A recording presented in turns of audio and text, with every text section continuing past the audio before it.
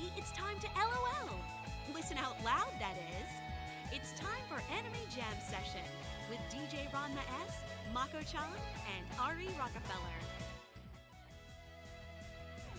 Hey everybody, welcome to Anime Jam Session, episode number 642.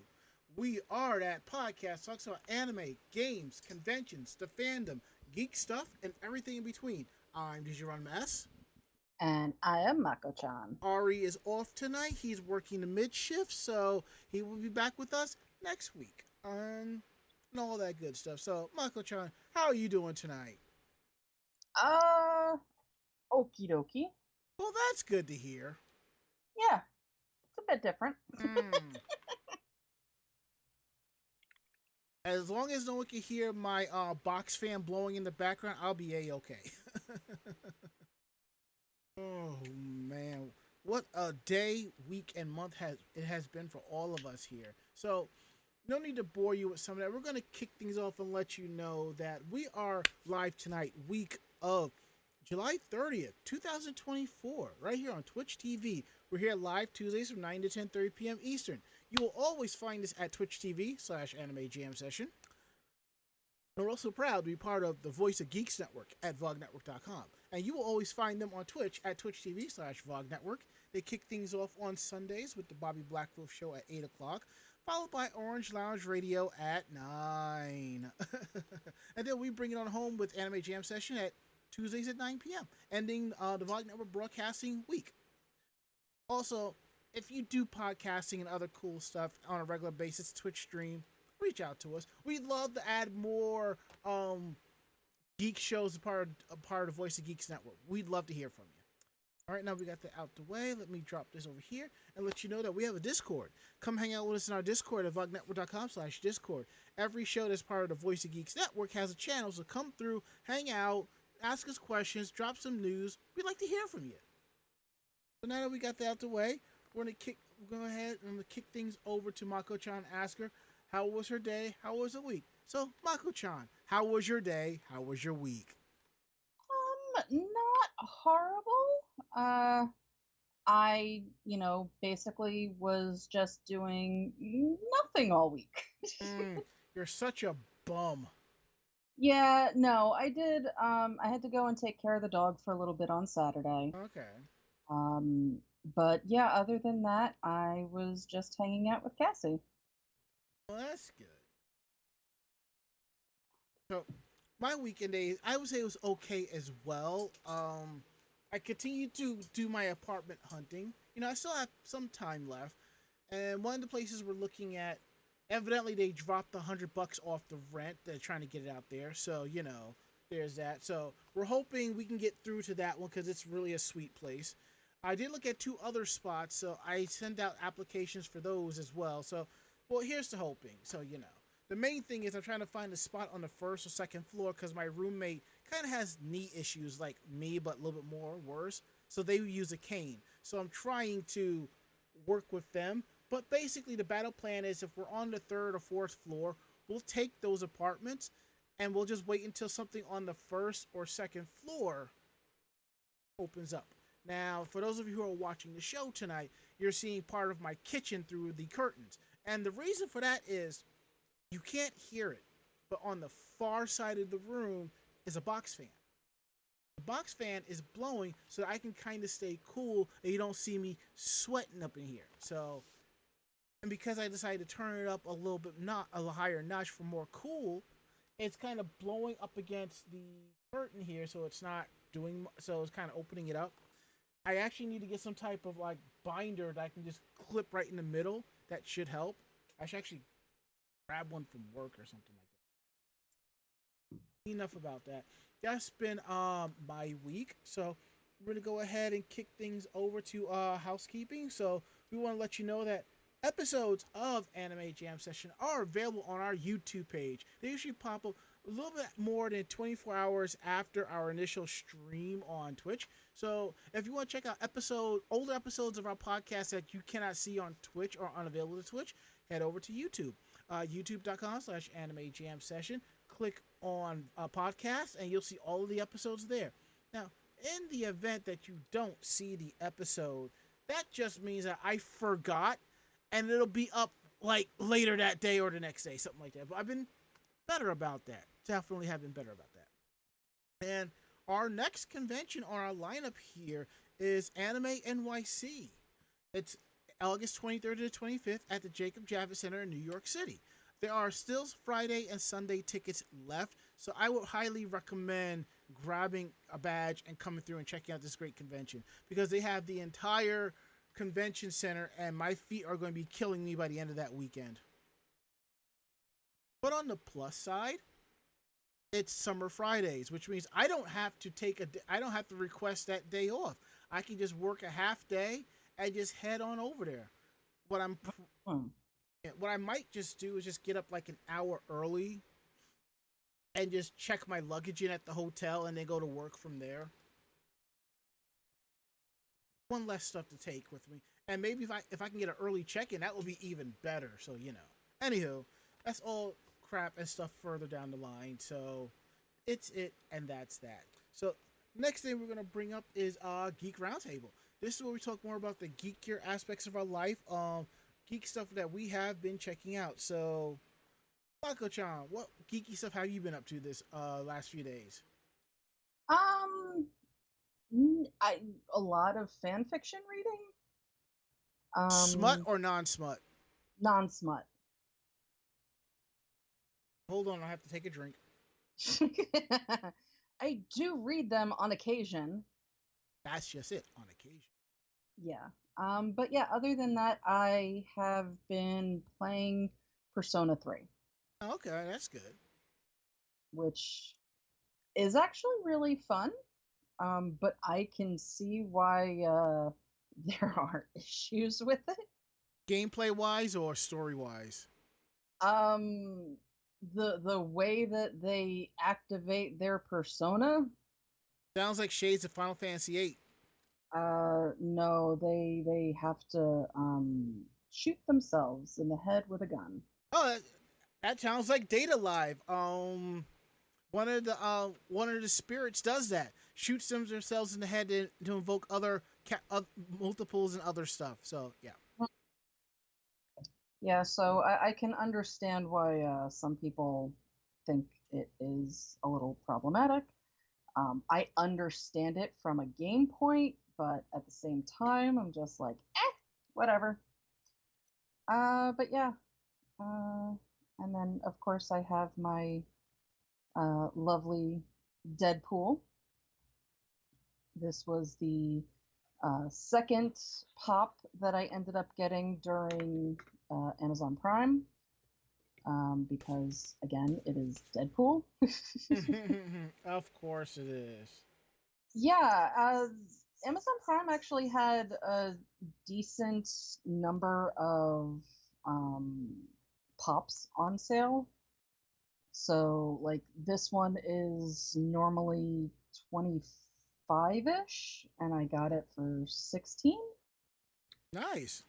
So, yeah, I mean, I figure if I'm looking to, get pop figures anyway, and they're on my list, I might as well grab them when they're on sale. Fair enough, fair enough.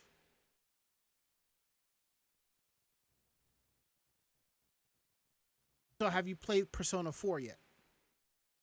No, I have not. Okay. I want to hear what you think of Persona 4.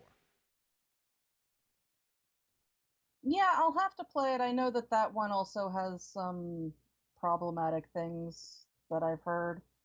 But it's pretty popular after 5, so you know. Yeah. I mean, it was so popular, it spawned a dancing and fighting game. Well, yeah. So, I mean, I'll once I'm done with 3, I'll look into it. That's good. I have to finish my second playthrough of 5 too, so.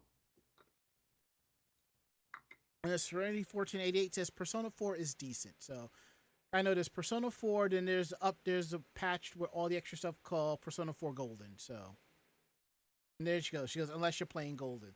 Well, here's the thing. They're like, say they do a Persona 5. They didn't port Persona 5 to Xbox and Switch. The Royal versions were ported. Same thing with P4. It's not going to be the original. It's going to be the golden version. So, and speaking of golden, for those of you who are watching in our chat here at Twitch TV/Anime Jam Session, I am wearing my Golden Girls Kitchen T-shirt because Golden Girls are awesome like that. So, before I get into my Geek Roundtable, Bond006 mentioned something about Tower Records in Japan.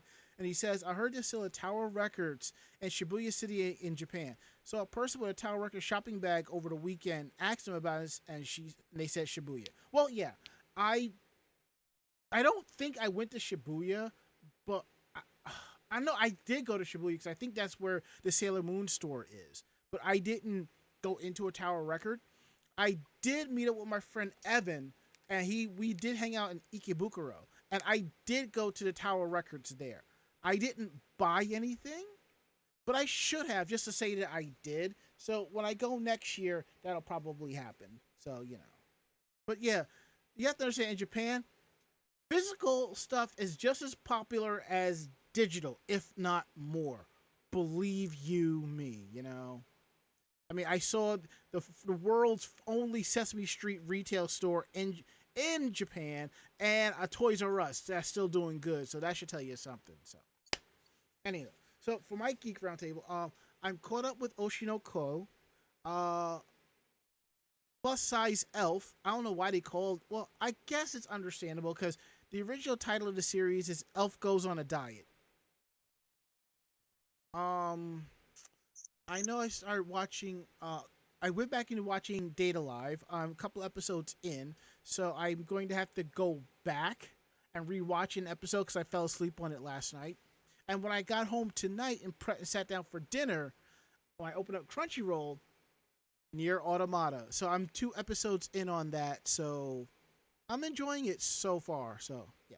And for my cool merch I want to share, this is something I got at Anime NYC last year, and I paid below the cost that they were asking because it was open in box. Everything was intact, but except a couple of like the cushion pieces to keep the figure together.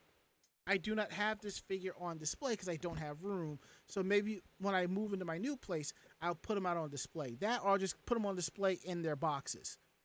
So I have here from I think her name is Hitoshi from Lycoris Recoil, the one that wears the red uniform. Lycoris Recoil is basically what if John Wick was an anime of sorts? Yeah, Chisato. Thank you, Bob Coffee. Chisato from Lycoris Recoil. And what's cool is that when I was in Japan, I found the counter character, and I forget her name as well. I just happened to walk in, and I was investigating the shop, and I found the other figure for like 1,600 yen, and I was like, "Oh, that is perfect." Yeah, Takina Inoue. Thank you, Bob Coffee, for saving my bacon on the podcast. All right, so I found the Takina figure, which I will probably show off next week. So, and again, since I only paid like 1,600 yen, which roughly translates to about $12, the fact that the boxes were slightly dented, I could care less about. Now, if I spent like $25 US, oh, I probably would have had them bubble wrap, put in a box, and shipped stateside. So, you know. All right. And that's it. So now that we got that out the way, I'm going to go ahead and refresh, and we're going to get into tonight's stories. The first story, which is very important to all of us, and don't mind me as I readjust my microphone because I'm looking at probably getting a new microphone soon. I got one before, and I sent it back because no one could really hear me, but I played around with the settings, so I might just pick that up and just see how it sounds and do a double check before I send it back. So that's why you see the microphone a little bit more towards me. I'm trying to focus more on not really bouncing around as much and be more focused. But anywho, let's see. All right. Mako, you kick things off. What kind of play it by ear for the article? So I know there's a couple here that you want to do that's not in the proper order. So tell everybody about what SAG-AFTRA is up to this time. Yeah, so the Screen Actors Guild, American Federation of Television and Radio Artists, also known as SAG-AFTRA, the labor union announced that the union members that work on video games are going on strike. This happened on July 26th. They have been negotiating for more than a year and a half with a bargaining group that includes Activision, Blindlight, Disney Character Voices, Electronic Arts, Epic Games, Formosa, Insomniac, Take-Two, VoiceWorks, and WB Games. The negotiation began in October of 2022, and in September of 2023, SAG-AFTRA members voted 98.32% in favor of a strike authorization against 10 video game companies. The vote at the time did not initiate a strike, but permitted the union's national board to declare a strike if ongoing negotiations were not successful. SAG-AFTRA stated last Thursday regarding the lengthy negotiations and the reason for calling the strike now, although agreements have been reached on many issues important to SAG-AFTRA members, the employers refuse to plainly affirm in clear and enforceable language that they will protect all performers covered by this contract in their AI language. This was a statement to the Hollywood Reporter, which is a spokesperson for the video game producers bargaining with the union. We are disappointed the union has chosen to walk away when we are so close to a deal, and we remain prepared to resume negotiations. We have already found common ground on 24 out of 25 proposals, including historic wage increases and additional safety provisions. Our offer is directly responsive to SAG-AFTRA's concerns and extends meaningful AI protections that include requiring consent and fair compensation to all performers working under the IMA. These terms are among the shortest in the entertainment industry. SAG-AFTRA signed an agreement in January with Replica Studios, an AI voiceover studio that sets terms for the use of artificial intelligence for voices in video games. The agreement's terms include informed consent for the use of AI to create digital voice replicas, recreations of the voice of a real performer, living or dead. They also include requirements for the safe storage of digital assets. The union said that the deal will enable Replica Studios to engage SAG-AFTRA members under a fair and ethical agreement to safely create and license a digital replica of their voice. Licensed voices can be used in video game development and other interactive media projects from pre-production to final release, but the agreement also requires that voiceover performers have the opportunity to opt out of its continued use in new works. Several voice actors at the time expressed their concerns on the agreement and how it was reached. So the last strike against major gaming companies, which began in 2016, lasted 183 days. So, obviously, there was the Writers Guild strike in May of last year. In this strike, the writers demanded improved pay and working conditions and limitations on industry use of AI. That reached a tentative agreement with the motion picture and television producers in September of 2023. Similarly, AI also played a role in the SAG-AFTRA strike from July to November of 2023 against the Alliance of Motion Picture and Television Producers. And just to give you an idea, SAG-AFTRA represents over 160,000 performers, including voice actors, and negotiates contracts with studios to guarantee consistent pay, working conditions, contributions towards health insurance and a pension, and preferential casting for union members. So basically, what that means is that with the union going on strike, non union members will not be taking part in anything having to do with those 10, or I should say, union members will not take part in any game or anything having to do with those 10 companies. It also means that all of those people that are part of the union that also are able to work on non union projects are jumping to non union projects. Mm-hmm. So if you want to hear your favorite voice actors, check out some of the more independent gaming companies at this point.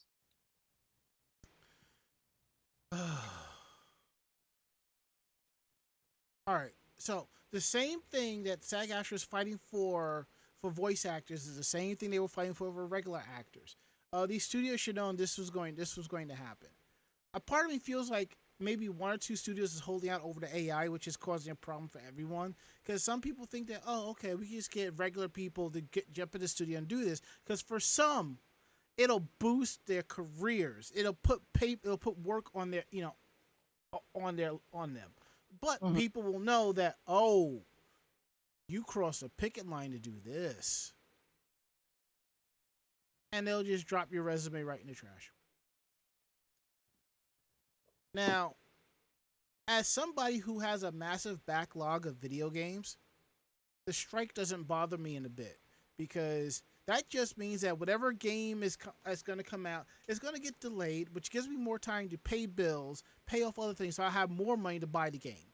But at the same time, it sucks for voice acting friends that I know who aren't picking up any jobs to make money and so forth. So I do hope that this strike does not last that long and both sides can come to an amicable agreement, you know?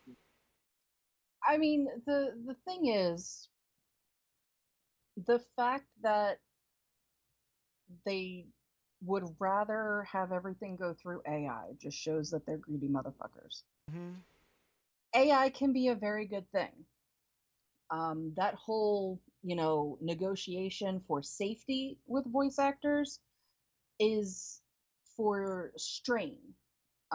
When they have to scream, Yep. when they have to do, when you're looking at something that they've got you there for 4 hours talking constantly because you're doing script work. Mm-hmm.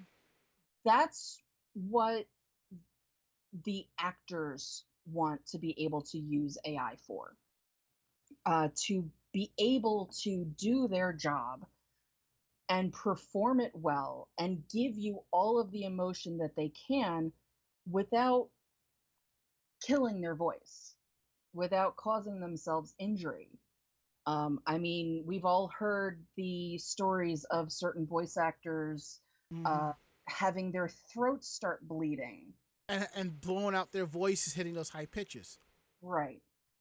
That is what the voice actors want AI for. Yep. Um, these people just want to be able to store the voices so that later on down the line, they don't have to go ahead and pay a voice actor to do, a two-line thing here or there. So yeah, that's the big one. And it's like, come on, guys, just do the morally good thing at this point. Do the right thing, yo. That's it. But money kind of supersedes everything, and then when you have all the money and not the players, then Yeah, I mean, it'll get worked out eventually. what? Things Yeah. like always do. It's just a matter of, what they're gonna have to give up to compromise. And you see, I mean, some of the voice actors have been fighting constantly for years about the safety issues. Mm-hmm. Mm-hmm. It gets a little better every time, but it's not perfect. Yeah. AI and using it right could make that perfect. what businesses need? Common sense accountants. Accountants that can go over the books and be like, look, if we give the actors and actresses what they want, we'll be spending an additional $2-3 million a year. Our revenue coming in is still going to be $30 to $40 million. So we good. Just let them have it, you know? Kind of reminds me of how sales of McDonald's dropped like for the first time in 3-4 years because shit is too pricey. Mm-hmm. And it's like, you know, the same thing. It's like people sit here and argue about, oh, Popeyes is better. Oh, KFC is better.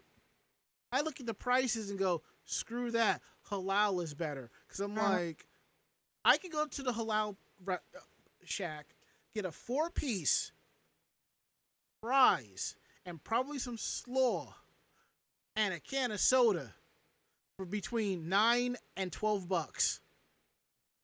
That's almost $20 at KFC or Popeyes. Okay? Mm-hmm. The other thing is shrinkflation. The cat food that I use, the wet cat food that I use, now has new packaging that says now with more gravy. The only thing that means is now with less meat. Mm-hmm. Because it's not like the packaging is bigger. So if you're putting more gravy into the packaging, that means you're putting in less actual food. Yep.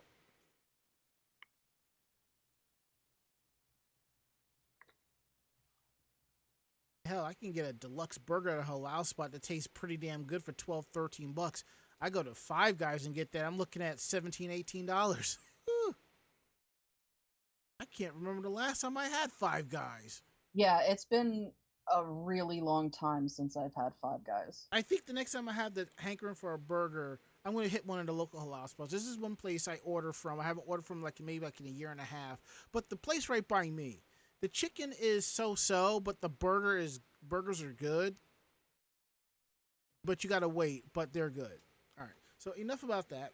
We're going to get into our next story for tonight about Square Enix. Now, please understand, this is how Square Enix Japan is thinking. This is Japan mindset and laws and culture and so on. This is not the U.S. counterpart, U.S. thing, because if this happened in the U.S., the manga would have been canceled, and if it did come back, it'd be like years later under a different person or this or that, you know? And before we continue on, Cia Berry says, Five Guys, we're like 5 times the price. Yeah. And Bob Coffey says, In-N-Out remains goated. Number 1, still about $10. Yeah, but In-N-Out sucks. Fuck you. In-N-Out's awesome. I have had In-N-Out once and got so fucking sick from it, it's not even funny. I had In-N-Out. It is delicious. Yeah, well, you have an iron stomach and bad taste buds. Iron stomach, yes. Bad taste buds, no. I mean, I have trained you out of some of it, but bad taste buds, yes. Nah. Mm-hmm. Nah, no way. Mm-hmm. I think at one time there was an In-N-Out in New York City, but it didn't last long. I think. Yep. Yeah, years ago there was one in New York City up in Queens. So how it got there, I never know. But I'm kind of hoping that, you know, it comes back this way because supposedly, if it's not, and there's another chain that it's supposed to be opening up locations in Jersey. Oh, Bojangles open up chains and supposed to be opening up locations in Jersey. So if I want a burger that's gonna kill my stomach and make me wish for death, but tastes amazing, I'm gonna go with White Castle. it's what you crave. It's the original. Everybody else is a duplicate of that. Don't say it. Don't say it too loudly around the Crystal fans. Yeah, well, whatever. All right, so we're gonna talk about the Apothecary Diaries. It seems that Square Enix is not going to consider canceling the manga after the sentencing of the artist. It was reported by IT Media News site that Square Enix has not informed them that they're not particularly considering canceling the said manga after Neko Kurage was handed down a suspended sentence on Wednesday, which makes sense. The Fukuoka District Court handed Neko Kurage, whose real name is Erika Ikeda, a suspended sentence of 10 months in prison and a fine of 11 million yen, which translates to about $70,600. And this is for the crime of tax evasion that had happened. However, since prison sentence is suspended for 3 years, Neko Kurage remains on good behavior for 3 years. They will not serve any time in prison. The prosecution has sought a sentence of 10 months in prison with a $14 million yen fine, which is about $89,800. The Fukuoka Regional Tax Bureau indicted Neko Kurage back on February 29th on suspicion of not declaring about 260 million yen of income and evading about 47 million yen in taxes from 2019 to 2021. Think of it like this. You work in a restaurant and you get paid plus tips. You get your check, all right? But you get your tips. At the end of the night, you're supposed to report your tips. Most people do, most people don't. If the tips are on a credit card, they get reported. If it's cash, honor system. So it's kind of like that. And not reporting it means you get to keep more money and you don't have to pay that much in taxes at the every year. According to the National Tax Bureau, the tax evaded money, which includes income earned from the manga sales, was used to purchase real estate. Well, that's one way to launder. Neko Kurage pleaded guilty to the charges on the case's first hearing back on May 31st.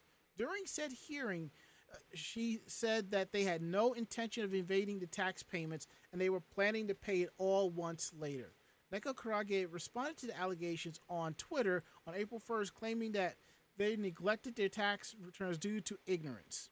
They added they paid their taxes and fees in full in 2022 as a result of not declaring the income after receiving instructions from the tax office. They have also asked a tax accountant for assistance for filing the proper tax returns. Neko Kurage clarified that the case is a personal matter that has nothing to do with the original author of the Apothecary Diaries light novel series or anyone else involved in the manga's creation. Neko Kurage launched the manga in Square Enix monthly big Gangan magazine back in May of 2017. Square Enix published the manga's 13th compilation volume on March 25th. And they also published the series in English as well. Natsuhiko began serializing the original story on the Shotsa ni Naro, which called Let's Become Novelists website back in October 2011.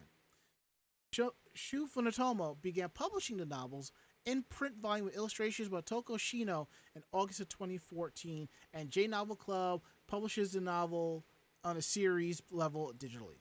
The light novel series inspired an anime that premiered of October of last year and has aired for 2 cours, which is a quarter of a year, which means it aired for half a year. Crunchyroll streamed the anime, and as it aired in Japan, it's also available in the English dub, and the season 2 will be coming out in 2025. Now, this is one of the reasons why when people get their W-2s back, the first thing they do is jump on it and file your taxes. Or they just they wait until everything else, like if you have investments and this, once all that paperwork gets together, they jump on it and file it. I am one of those who have actually waited for stuff and forgot and actually missed a cutoff date. But at the time, if you missed the April 14th cutoff date, you actually get an automatic extension for free. But the thing is, you have until October 30th or 50th, something like that, to file. And depending on your state laws, it's like this. You can still e-file federally, but some states, after a certain time, there ain't no e-filing. You're printing them bad boys out, and you're sending it by certified mail. I will also say that if you know for damn sure that the government owes you, they don't give 2 shits about how long you wait to file your taxes. Yup. This is legit when you make over a certain amount, or you owe the government. Because the government don't want to have to give you back money. Exactly. Just remember, you're just a number to the government. So, do you want to take the next two stories? What are you doing, Cassie? That is not for you. What is she getting herself into? I had a brownie wrapper, and now she's like trying to play with it because I'm ignoring her to be able to be on here. And you know she's normally not like this. No, she has gotten extremely clingy since Damien is no longer in the house. So the next time you are over, be warned, she will probably want to play fetch. And she will actually play fetch with you. A cat that plays fetch. Yes, she has a favorite toy, and she will drag it through the house to the person she wants to play fetch with. And she expects you to play with her and then throw it so she can go and get it. Mako, you have had some strange cats in your life. I have, but I am so excited to have a cat that wants to fucking play fetch. I don't know if that was a good thing or a bad thing. It's so fucking cute. It is like the cutest thing to have this little cat following you everywhere. And her toy isn't like a small little thing.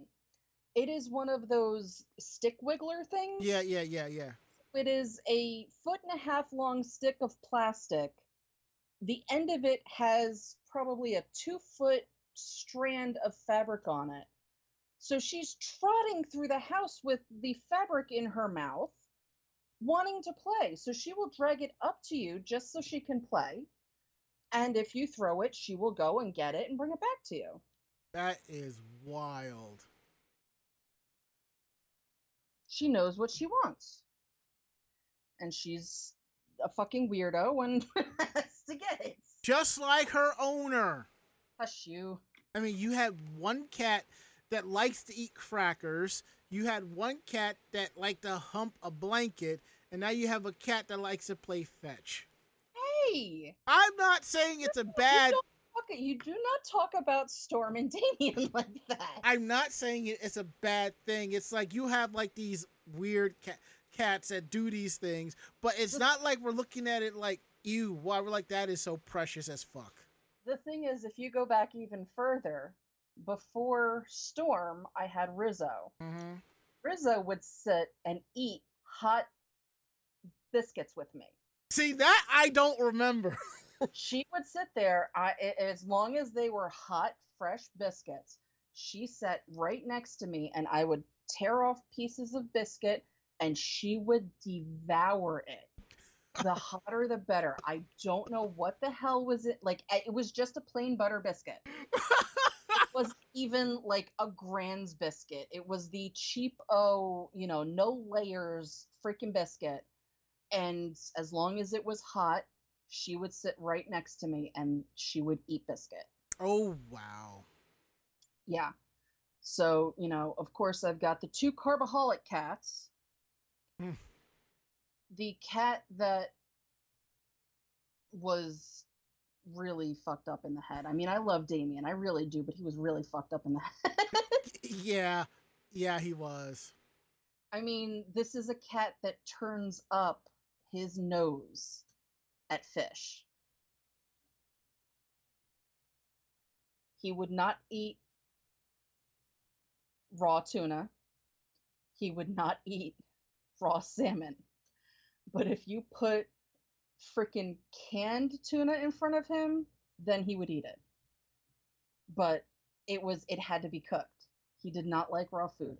He didn't like soft treats. He would only eat crunchy treats. Which, of course, at that point I had Storm and him. So Storm only ate soft treats. He only ate hard treats. Yes, I had to have both types of treats in the house. And this is also the cat, Storm, I'm telling you, who had to eat soft treats, but liked to chomp on Cheez-Its. She freaking, if I had a box of Cheez-Its, she would stuff her head into the box of Cheez-Its and run around and take it from me because she fucking liked Cheez-Its, okay? Yes, I have had weird cats in my life, okay? This is why whenever I see like these cat videos on Instagram and Facebook of these cats losing their shit, and then the owner pulls out some type of like soft treat from a pack, they just lick it and just lose their mind. Oh. Yeah. Oh. So, anyway. And the next cat you have will have this way of reminding you to wake you up and tell you when to go to bed and stuff like that. That was Rizzo. Kuro Hikari-chan's cats do that, as she swears up and down when she gets a new cat, the other cats teach the new cats when to annoy her to go to bed and when to annoy her to wake up. Yeah, Rizzo, I had when I was in high school. So my mother would wake me up, I would get ready, she would take a nap downstairs while I was getting ready. And then, as I left, she would go back to sleep. Mm-hmm. Well, she went back to sleep downstairs. She didn't have, a cell phone to set for an alarm. She didn't have her alarm downstairs. My cat Rizzo would wake her up every morning for work. So she was the alarm clock in the house. That's precious. A purring alarm clock. Yes. Now, now we got a lot of cat talk out of the way. We're going to talk about some cool stuff that happened at SDCC. Yeah, so 2 manga authors, designers were recognized for their contributions to the industry. Every year, San Diego Comic-Con hands out Inkpot Awards in recognition for the contributions various creators have made to their respective industries. So this year, 2 of the Inkpots went to manga authors and artists, Kenichi Sonada and Hitoshi Ariga. So they were both at Comic-Con taking part in an art demonstration panel. Sonada is known for creating Gunsmith Cats, which is a really good manga. That is a really good manga. And Writing Bean, and also provided character designs for Bubblegum Crisis. Also a great anime. And other animes. Ariga is known for designing Pokemon and illustrating for the Pokemon trading card game, and has also worked as manga author on series like Mega Man Megamix, Mega Man Gigamix, and the Big O manga. So yeah, these 2 join the ranks with last year's winner Junji Ito. So yeah, good times. The next article is one of my favorites because it is just nothing but a crack anime and I freaking love it. Which I actually need to sit down and watch. You do. It's hilarious. It is a parody of magical girl anime and it's amazing. And of course I'm talking about cute High Earth Defense Club Love. So yeah, the anime is returning with a feature film in the winter of 2025, and all of the main voice cast are reprising their roles. Yeah, so this is, I don't know if it's going to be a direct sequel to Eternal Love, which was, I think, the 3rd series or the 4th series. I'm not quite sure, but it is going on. They are bringing in all of the different characters. So the main staff will also be returning. The directors, the writers, the character designers, the music composers, they are all coming back. So everybody basically that was involved with the TV anime second season Mhm. um, is working on this. Yeah, so obviously they have, yes, so it's 3 series and an OVA episode. So the first series was Cute High Earth Defense Club Love. That came out in 2015. Love Love came out in 2016. Love Love Love, which was the OVA, came out in 2017. And Happy Kiss came out in 2018. So they did take a pretty, you know, long break between all of this. And for those that don't know what the premise of the series is, Here we go. it is freaking hilarious. The Earth Defense Club, aka the Do Nothing Club, is a high school club which the story revolves around. One day, the club members are soaking in a hot bath together when all of a sudden a mysterious pink wombat appears out of thin air. The wombat asks the members to lend it their help to protect the Earth. At school the next day, each of the club members receives a magical bracelet enveloping them in a dazzling light. And by the way, they're all guys. As I said, it is a parody. It's really good. It's not, completely making fun of the series, but it is making fun of the tropes.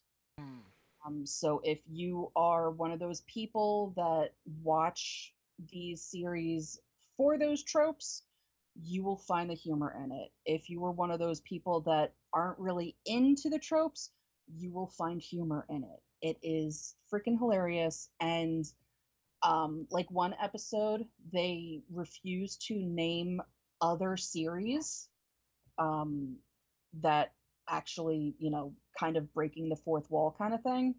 So you get kind of like they're talking about a manga series or they're talking about a TV show or they're talking about a celebrity and they'll start talking about it. But as soon as they name a name, it's like a beep or it's a honk or something like that so that they don't get penalized for saying a copyrighted name. It's freaking hilarious. I think all of you should go and watch it because it's, as I said, it's crack.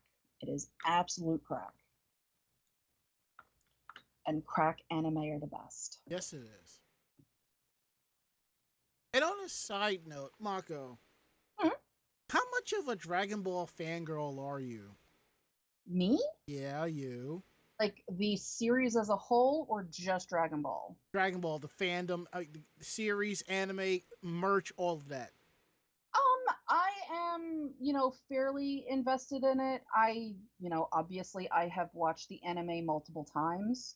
No, I have not watched GT. I have, I do know what happened during it. Same. I have kept up with Super and the movies and all of that. I just have not had time to actually sit down and watch it all. But I do keep, a fair amount of involvement in it. And I do that mainly because I have so many friends that do stuff for the series. Okay, because I tagged you this on my personal Facebook. But a friend of mine has created a brand new Ita bag that you might be interested in. Oh, I'll have to go and look. Yes, it's designed like the capsules that the Saiyans come in. That's cool. Yep.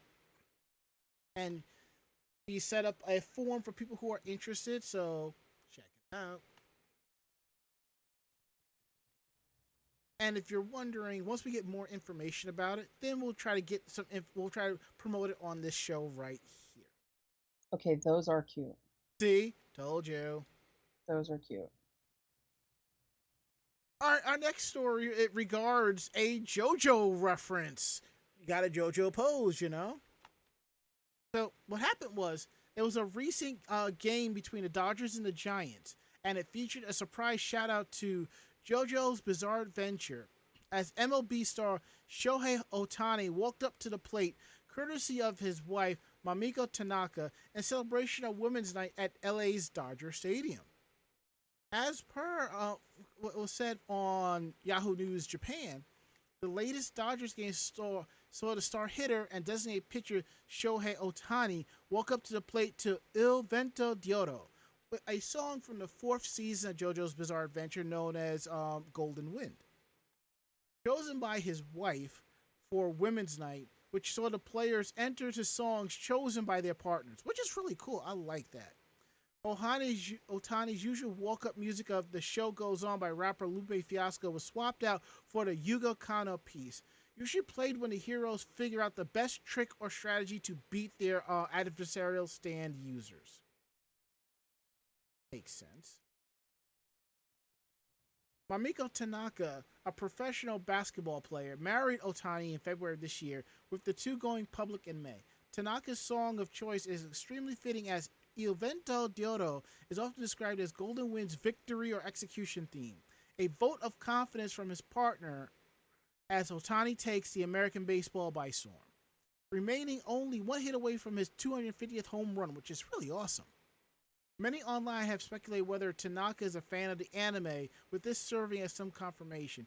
Even composer Yugo Kanno got in on the fun, posting to Twitter saying, "It seems that Otani used a song from Jojo as his entrance music. I'm honored. Congratulations on the 2-run double."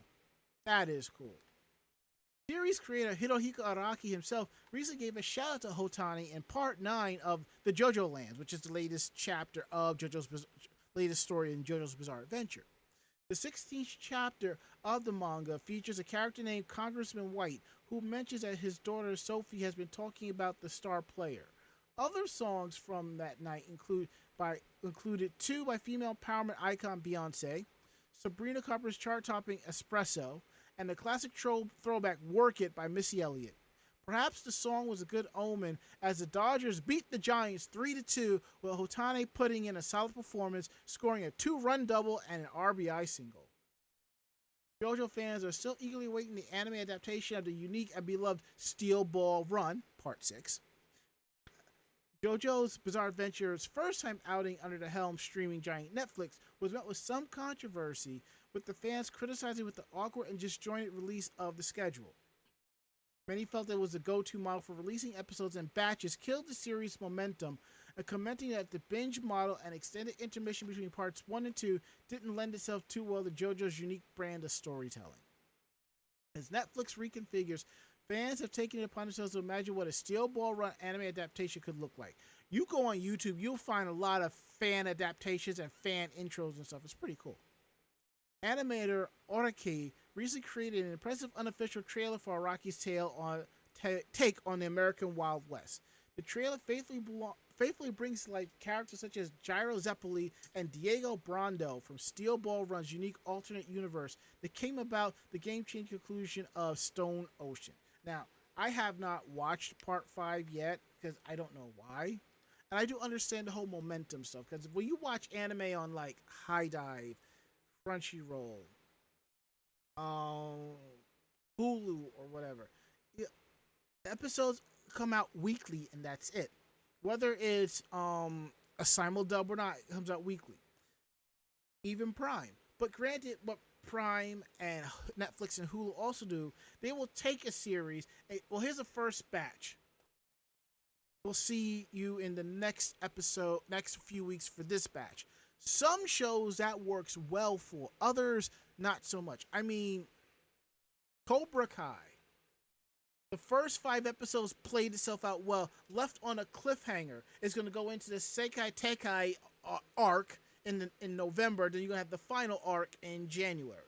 Now, if the Sekai Tekai arc had already started in the first 5, it would be ridiculous for them to hold off, because the tournament started. Then what, you know?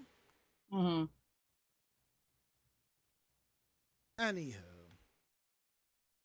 we're going to get into our last story of the night. This falls directly into my fandom because we're talking about Rumiko Takahashi. It seems that the creator gets a special rom-com whisky release. Before she created Ranma One Half and Inuyasha, iconic manga artist Rumiko Takahashi won readers' hearts with a humble romantic comedy series called My Son Ikoku. I've watched a couple episodes of it. I don't know if I'd really get into it, but this is that's a series where I know I'd have to sit down and watch like every day to properly enjoy. In honor of this classic manga, a high-end Japanese whiskey label is dedicating two limited edition liqueurs to the beloved series.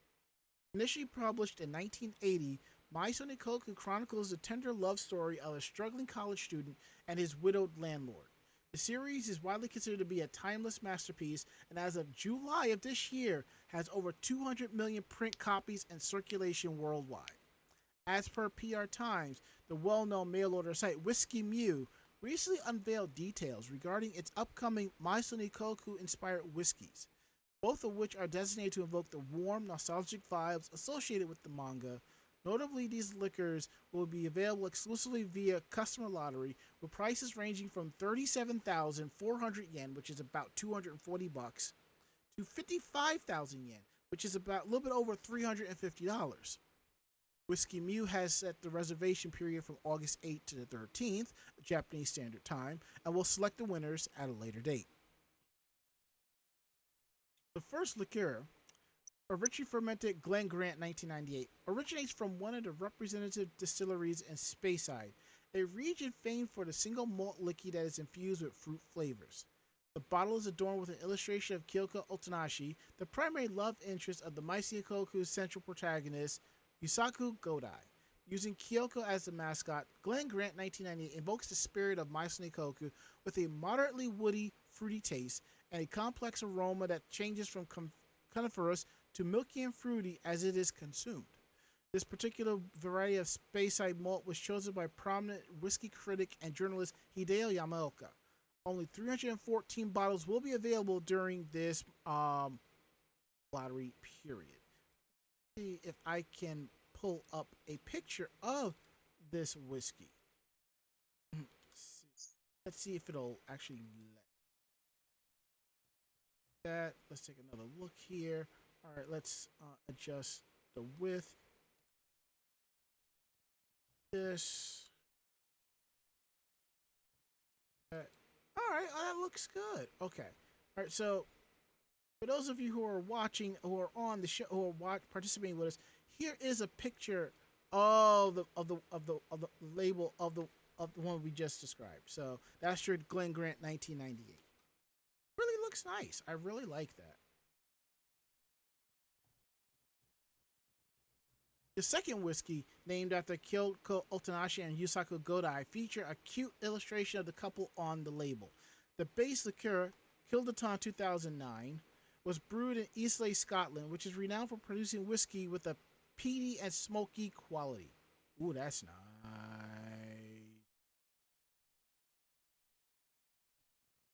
According to PR Times, the signature flavors of this region are designated to represent the unique nature of their love, which is put through a number of bittersweet trials over the course of the series.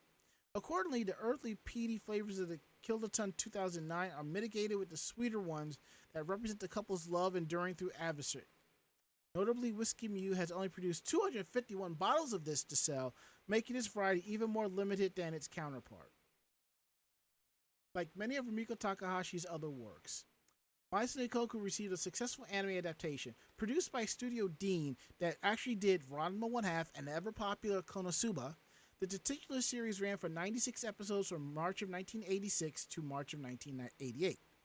Many of the elements that endeared the My Son Ikoku to anime fans, including, but not limited to, eccentric comic relief characters and comedic romantic rivalries, become prominent features in her later works like Inuyasha and Ranma 1/2. Notably, the latter franchise is gearing up for the release of a major anime adaptation produced by Studio Mappa, who worked on Jujutsu Kaisen. And as we had mentioned previously, they will be showing the world premiere of the new Ranma 1/2 anime exclusively at Anime NYC. So be there or be square. And just so you know, in case you didn't know, the manga is available in English from Viz Media. Both Ranma 1/2, Ranma 1/2, Inuyasha, and My Son Ikoku. I will say this: the opening theme is really nice, and I've heard multiple covers of it, and it's really sweet and endearing.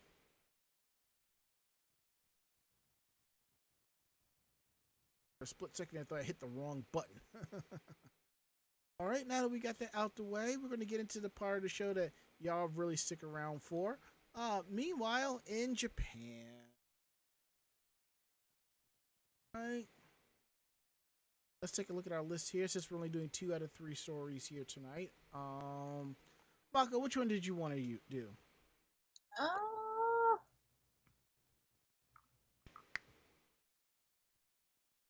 I'll do the second one.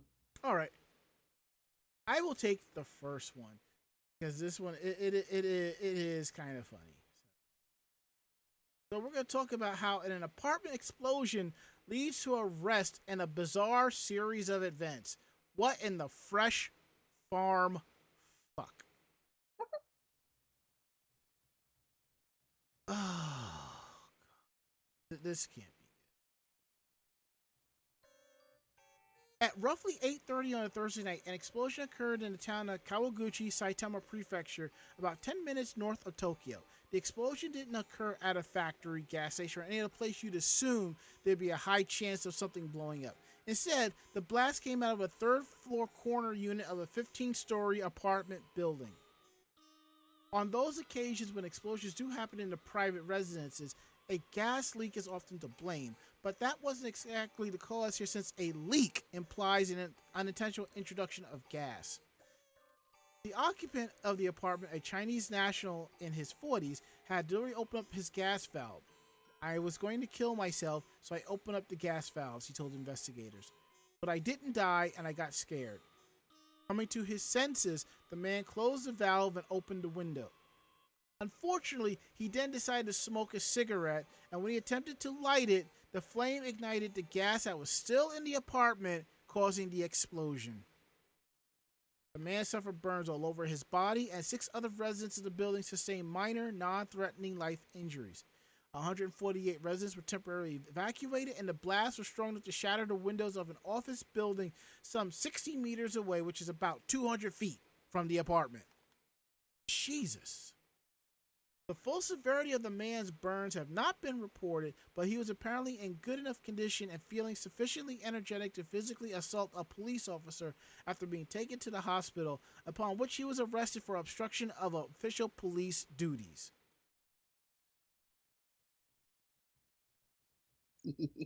Wow. You said duty. But I also want to throw in here, just for those who don't know, if you or someone you know in Japan are having suicidal thoughts, there are people there to help, and you can go to Befrienders International Tokyo. The website is www.1.odn.na.jp/tilde/CEQ16010, and their number is 8103-526-9090. There's also the Bi Suicide Prevention Center in Osaka. They are available at spc-osaka.org. And there's also the Tokyo English Lifeline. And you can go, and that website is telljp.com. And what's great is all these places offer contact via phone and face-to-face. Befrienders International Tokyo and Bi Suicide Prevention Center Osaka do contact by letter as well. All right, now that we got that out the way, Mako, is on you. Yeah, so this month marks 5 years since the arson attack on Kyoto Animation. Obviously, the pain of the incident is still something strongly felt in the hearts of people. On July 14th, and a monument was dedicated as a place of remembrance. So they have finally put the monument up. That's and good. It was announced, or I should say it was revealed. So the monument is located in Uji. It's the same Kyoto prefecture where Kyoto Animation is located and where the attack took place. It was created with input from Kyoto Animation artists. It is a 3 meter, which is 9.8 foot tall sculpture made up of 36 white birds spiraling towards the heavens, one for each victim who lost their life in the tragedy. On July 14th was a dedication ceremony, which was attended by 93 people, including members of the victims' families. Inscriptions on the monument read, "Passing dreams and passion from one person to the next." And the second one is, "Limitless dreams told through animation, in every line drawn, years of cultivated talent and profound sentiment.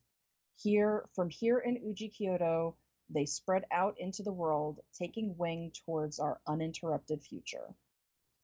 The monument, however, is not located at the site where the attack took place, as the studio has been demolished, and it is a very small area.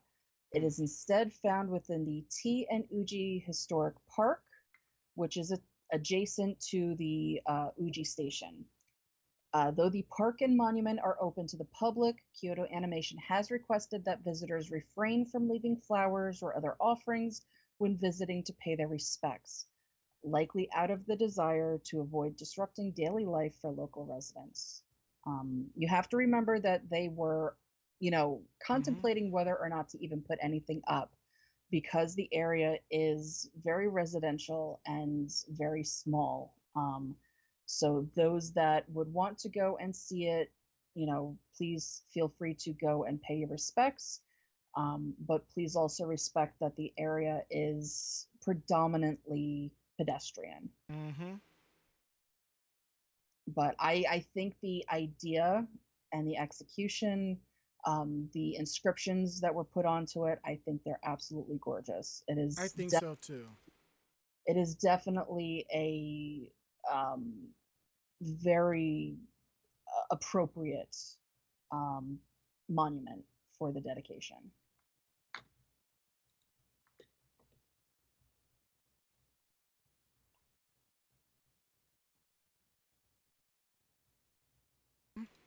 Okay, I'm just checking out something real quick. That's cool. All right.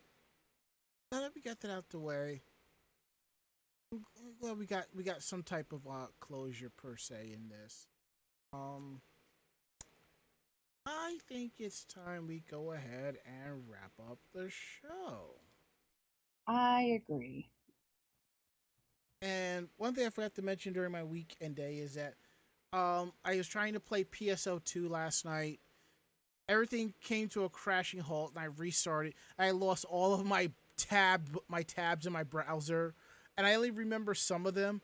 And thankfully, my browser history goes back about a year, so I should be able to figure something out. So now I fixed it, so now I have workspaces. So if something should crash, it can always come back. So yeah. I also have like a backup tabbing system too. So anywho, enough about that. I do believe it's time to wrap things up and get the heck up on out of here. So, if you like tonight's show, tell a friend. They tell another friend, and so on and so forth. We're independent bloggers, independent podcasters. So, what we like and don't like, we're telling you straightforward. So, if you have any questions about the show, drop us a line at podcast@animejamsession.com. Again, that is podcast@animejamsession.com. We're here to believe you. And don't forget to check out our website at animejamsession.com, where you'll find not just our weekly podcast, you'll find anime reviews, cosplay tips and tricks, editorials, cosplay reviews, links to our YouTube and Facebook page of cosplay and convention coverage, all that and a lot more at animejamsession.com. And if you like the podcast, please subscribe to it. You can find us on Anchor FM, iHeartRadio, Spotify, Apple Podcasts, or anywhere where you podcasts you can download. Let's see here. Our social media. Like and follow us on our social media pages. It's Anime Jam Session on YouTube, Twitter, and Facebook. So give us a like or two. And for those of you who follow us on our socials, thank you so much. We couldn't do this show without y'all. It's all about the fans, really. What else do we have here? Our tip jar. If you are participating with us tonight, down below is links to our stream elements, our links to our stream labs, and a link to our Ko-Fi if you want to throw us straight cash. We appreciate that. If not, you can always cheer us on with bits, and you can always sub to the channel. So now we're going to go around the room. Last words, Mako-chan. I have a lot to do before Friday. Oh, I know that feeling.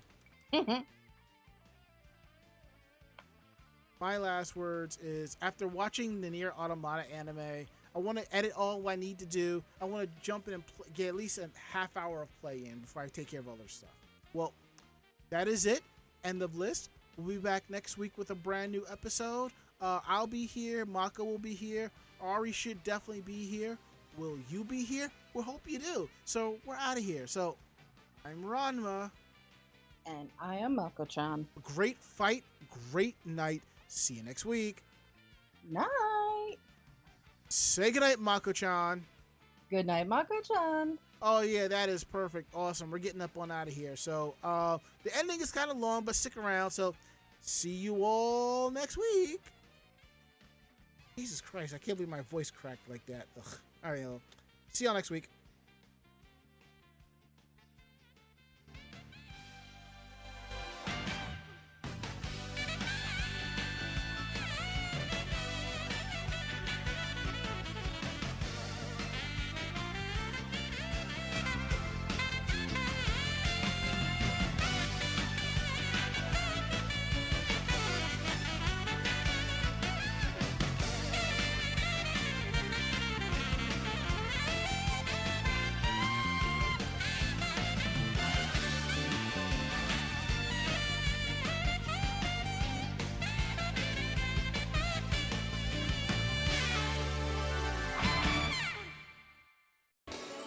This podcast has been a production of Anime Jam Session and AJS Productions.